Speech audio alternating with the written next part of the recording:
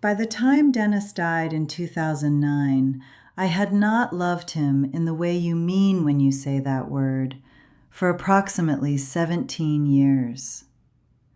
I want to be precise about that number because precision is the only honest thing I can offer here. Not 15 years, not 20, 17.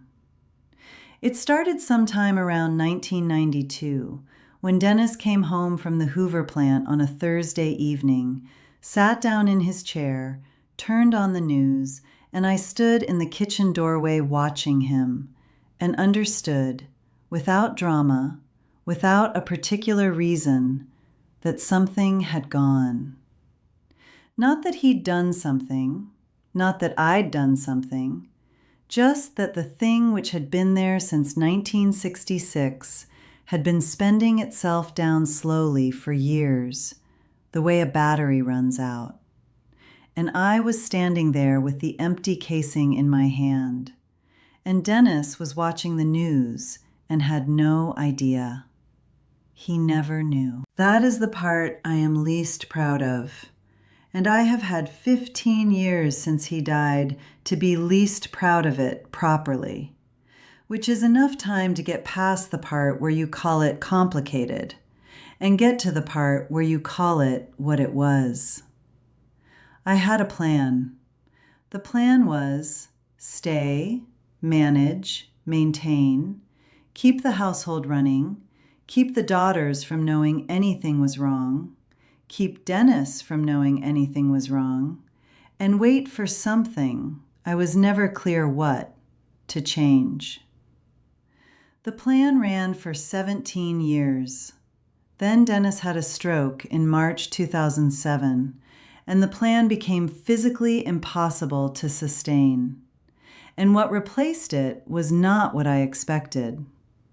I'll get to 2007, but first I need to tell you what 1992 actually looked like, because without that, the thing I'm trying to say won't land correctly. In my 40s, I was a district nurse who knew every symptom of a deteriorating condition and could not name what was deteriorating in my own house. That is not false modesty. That is the specific blindness that comes from being the competent person in every room.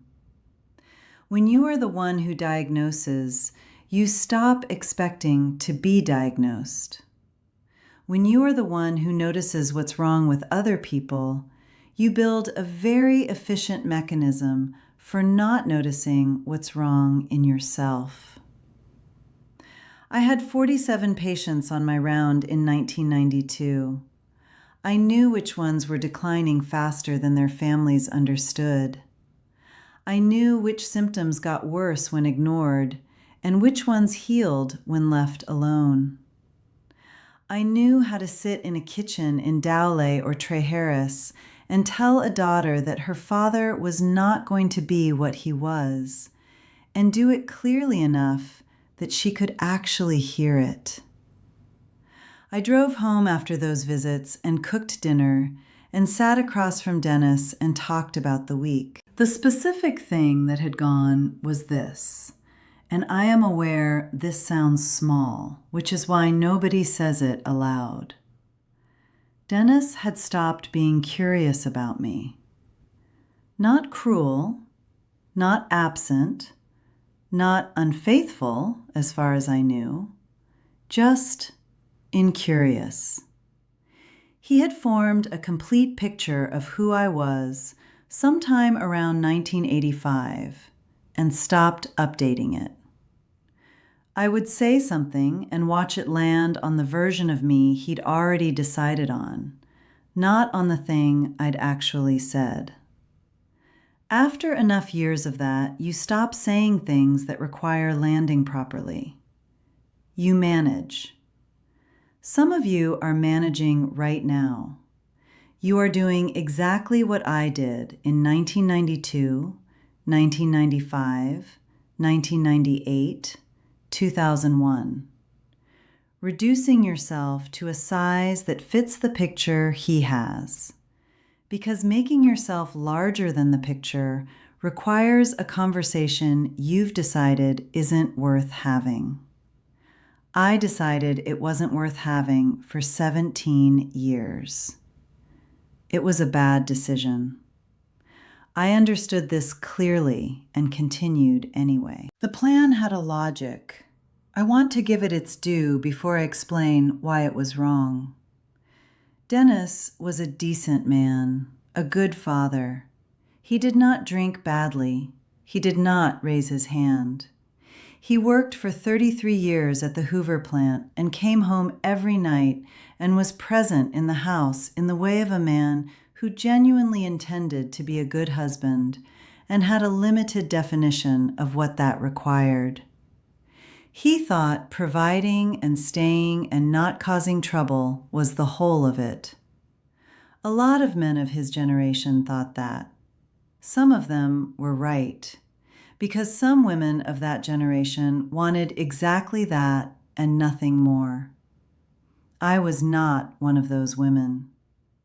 I had not known this about myself in 1966, which is the part that was my error and not his. I had married a man whose definition of love was maintenance and presence, and I had a definition that required something more active, curiosity, the willingness to keep being interested in a person as they changed.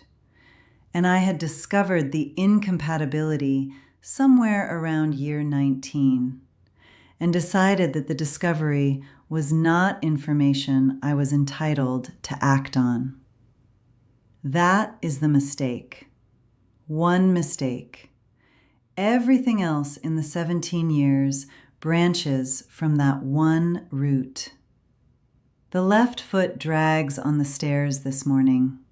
Cold coming. I notice it and carry on. In my 50s, the plan was technically operational, but the cost of running it had risen considerably. By 1997, I had retired from the nursing. Both daughters were out of the house, Rianne in Cardiff, Bethan in Pontypridd. The structure that had held the plan together, the daily purpose of the job, the daughters as active presences requiring management, the general busyness of a full life that made the marriage's hollowness easy to step around. All of that had been removed. What remained was Dennis in his chair and me in the kitchen, and the specific silence of a house where two people have run out of new things to say because one of them stopped generating new things to notice about the other in 1985. I took up walking. I walked 4 to 6 miles a day across the beacons from 1998 until my foot made it impractical in 2004. Not fitness, distance. The way some people drink or fill the house with noise. I walked until I was tired enough to come home and not mind the silence as acutely. Dennis thought I was very committed to my health. He was not entirely wrong, though the thing I was trying to keep healthy was not my body. I did not tell him this. The conversation it would have required was still the one I had decided wasn't worth having. I had been deciding that for 6 years longer by then. 17 years is not a period of indecision. It is a decision made daily for 17 years. The honesty that costs something is recognizing that. Here is the part that surprises people when I tell it, which is why I've learned to lead up to it carefully. When Dennis had his stroke in March 2007, a significant one, left side affected, speech partially compromised, mobility reduced substantially, my plan did not become easier. It became impossible in a specific way I had not anticipated. I had structured 17 years around managing the distance between us. small, practiced rituals of maintenance, cooked meals, a kiss before bed, Sunday visits to his mother until she died in 2003.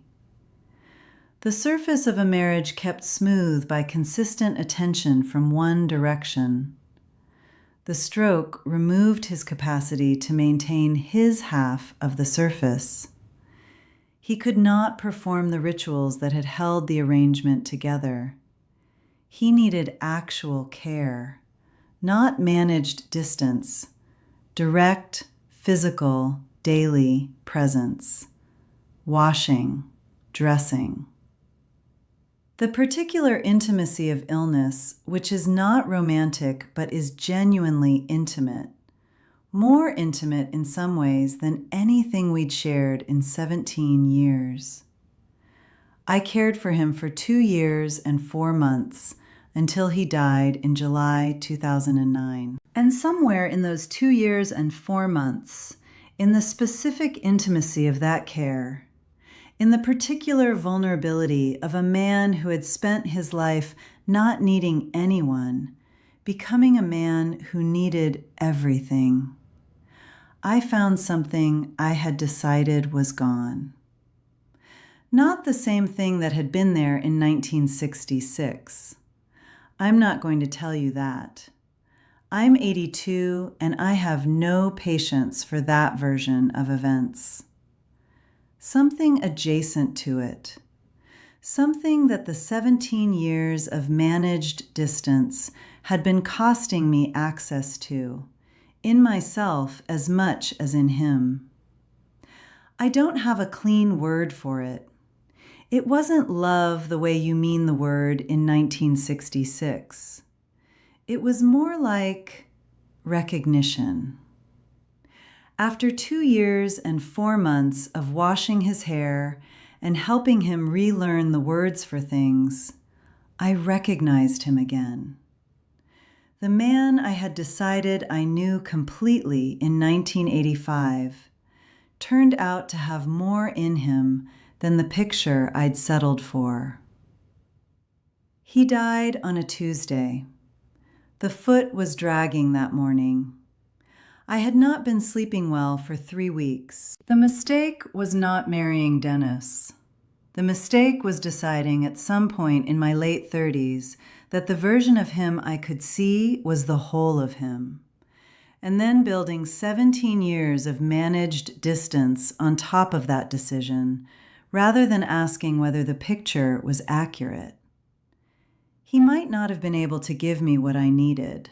That is possible. The conversation I avoided for 17 years might have ended the marriage. It might have confirmed that we wanted different things from each other and that staying was making both of us less than we could have been. I don't know. I never had the conversation. What I know is that the stroke gave me, accidentally, a version of Dennis I had written off, and that the 2 years and 4 months I had with that version were the most honest years of the marriage.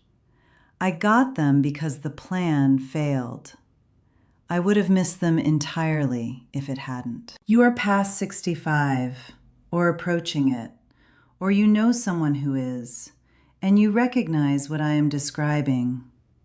Not necessarily the full 17 years, maybe 4, maybe 9. Maybe it started last Tuesday and you haven't named it yet.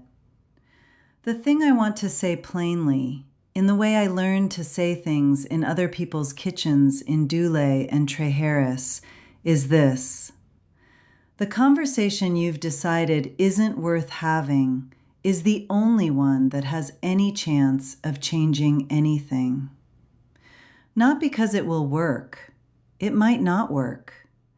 Dennis and I might have looked at each other across that kitchen in 1992 and confirmed that the picture was accurate and that there was nothing useful left to update.